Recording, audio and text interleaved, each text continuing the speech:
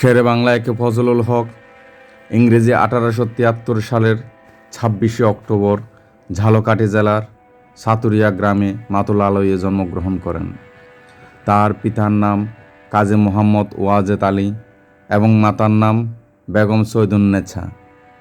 পিতার নিবাস ছিল চাকার গ্রামে।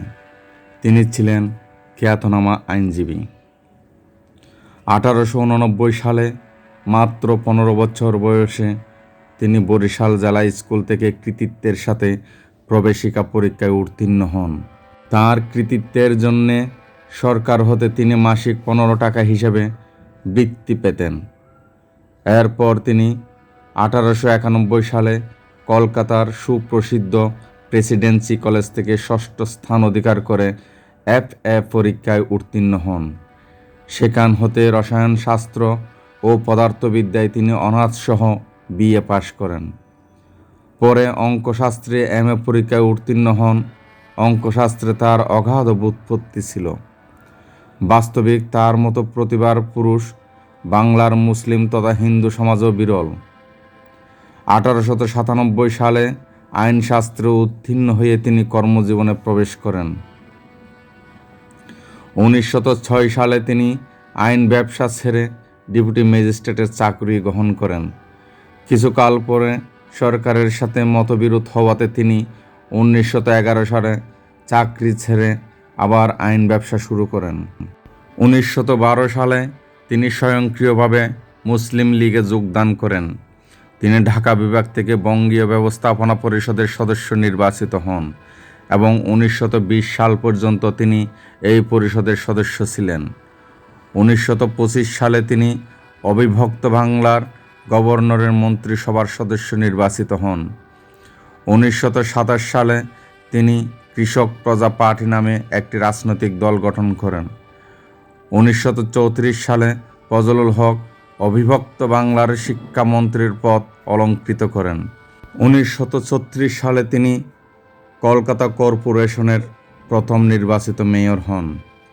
1940 সালের 23শে মার্চ তিনি লাহোর সম্মেলনে ঐতিহাসিক লাহোর প্রস্তাব উত্থাপন করেন। 1954 সালে তৎকালীন পাকিস্তানের নির্বাচনে তার যুক্তফ্রন্ট বিপুল ভোটাধিক্যে জয়লাভ করেন এবং তিনি প্রধানমন্ত্রী হন।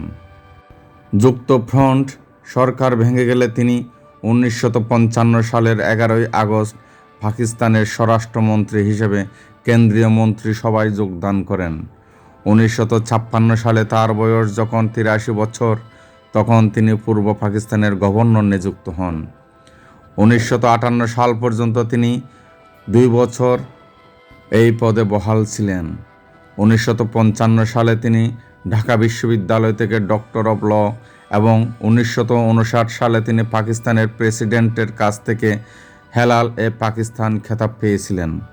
শেরেবাংলা একে ফজলুল হক এই দেশের অবহেলিত নির্যাতিত মুসলমানদের জন্য যা করে গেছেন তার তুলনা ইতিহাসে বিরল। বাঙালি মুসলমানদের শিক্ষা বিস্তারের জন্য তিনি জীবনের অধিকাংশ সময় ব্যয় করেন। তার প্রচেষ্টাতেই কলকাতার Islamia college, lady Brabourne college, বরিশালের চাকারে ফজলুল হক কলেজ, ঢাকা বিশ্ববিদ্যালয়, ফজলুল হক হল, ইডেন কলেজ ছাড়াও এদেশের বিভিন্ন স্থানে বহু কলেজ স্থাপিত হয়। তিনি কৃষক প্রজা আন্দোলন প্রবর্তন করেন এবং বঙ্গীয় প্রজাস্বত্ব আইন ও ঋণ সালিসি বোর্ড গঠন করেন।